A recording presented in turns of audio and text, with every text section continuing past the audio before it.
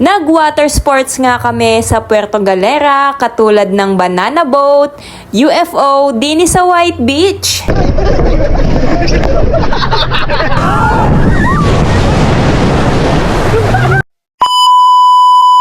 After nga naming mag-island hopping at snorkeling ay bumalik din kami sa aming pinag-e-stayan, nag-empake at lumipat ng accommodation. Sapagkat 2 gabi lamang ang available sa Tamaraw Beach Resort, kaya naman naghanap pa kami ng iba naming pag-e-stayan sa loob ng isang araw. At arin na nga, bumabiyahe na nga kami nila jowa para nga pumunta doon sa aming second accommodation na malapit lamang din sa Tamaraw Beach Resort, na mas malapit din sa White Beach. Wow! Eto nga pala yung sunod na resort na aming pag-e-stayan, ang Magsino Inn. Ang amin nga palang room na inupahan dito ay isang penthouse at isang deluxe. Wow Eto naman! nga pala guys, yung kanilang penthouse na Wow! good for 8 to 10 person na nagkakahalaga ng 5,600 per night. Meron siyang sariling CR at meron din siyang sariling balcony kung saan pwede kang mag-party-party. Pero bago nga mangyari ang mga ito at bago nga kami makapag-check-in ay ginutom nga ang mga person. Kaya naman kumain muna kami. Aba, sa gutom na. Ikaw ba naman magbabad ng kalahating araw sa dagat? Ay, gutom talaga. Dini nga pala kami guys kumain sa Alteas Bulalo sa Kubo. Malapit lamang din sa aming pinag-e-estayan.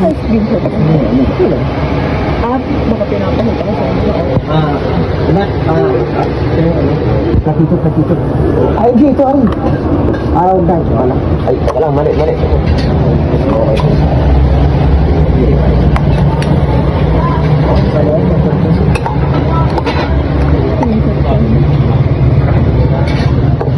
Pay na ako.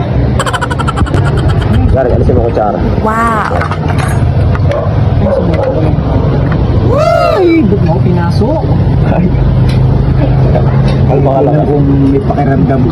After nga naming kumain, ay balik na nga tayo din sa Magsino Inn. Meron nga pala sila dining kitchen na pwede mong gamitin. Kompleto na yung utensils at pwede ka na ding magluto. Mag-a-add ka lamang ng 250 at only gamit ka na sa lahat. Meron din silang pinapagamit na mga rep kung saan pwede kang maglagay ng iyong mga foods. Pero yung lulutuin nyo guys ay hindi yan nila sagot. Kailangan mo nang bumili. Pero guys, libre ang almusal nila dito, kaya Wow goods naman! na goods. After nga Wow! naming mag-check-in at mag-ayos ng aming mga gamit dyan, ay ari na nga at gugora na naman ng mga person. Same day lamang din ito nung aming pag-island hopping and snorkeling, and for today's activities ay mag-water sports naman tayo. At dahil malapit lamang naman yung White Beach din sa aming pinag-e-estayan, ay for the lakad ng mga person. At naandini na nga kami sa White Beach at ang goal namin ngayon din ay hanapin yung mga boys kasi nauna talaga sila sa amin. Kaya ayan, hahanapin namin sila sa dami ng tao din ay good luck!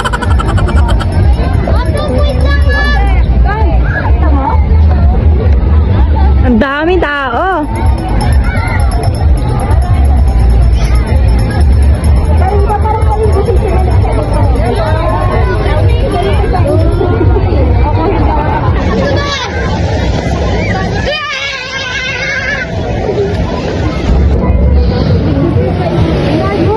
Nasaan ba sila? Hindi ko makita.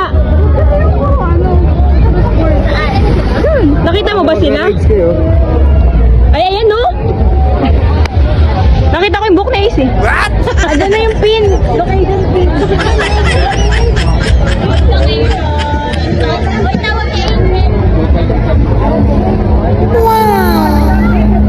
Eto nga pala guys, yung presyo ng kanilang mga water sports dito. Medyo may kamahalan, pero talagang sulit naman. After nga nilang mamili ng aming sasakyan, ay arin na nga at papunta na nga kami sa tabing dagat para mag-prepare. 2 rides nga pala ang aming sasakyan din at unang-una na nga aring banana boat na sa halagang 3,250 sa loob ng 15 minuto para sa 13 katao na.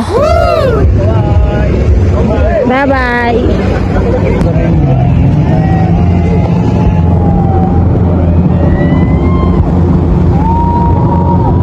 Hindi naman natin ulangin.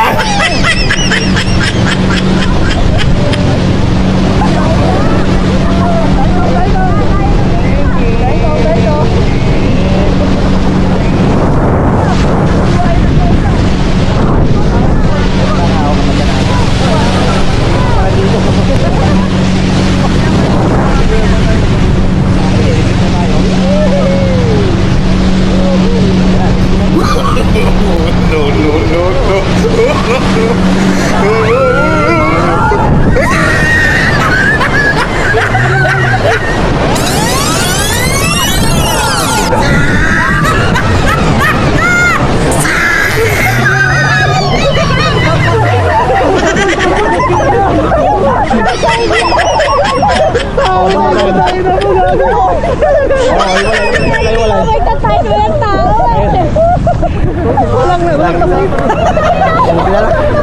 Pagdala na tayo. Iiwan na tayo. Kuya! Downing Seal! Huwag kang maiwan, Downing Seal! Sabay sa iyo, yawa.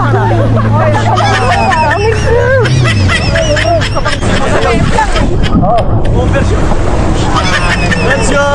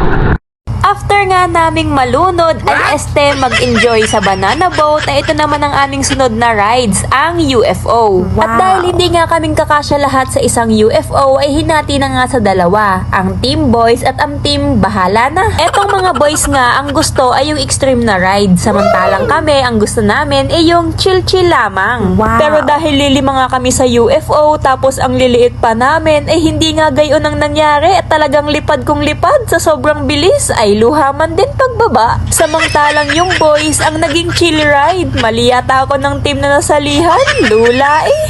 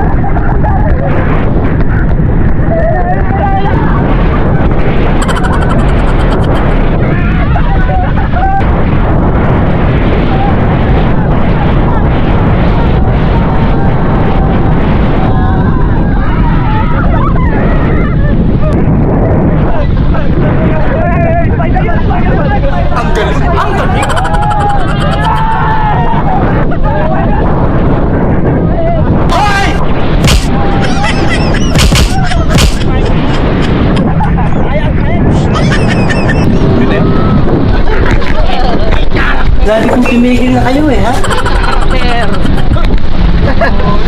Main character. Boy!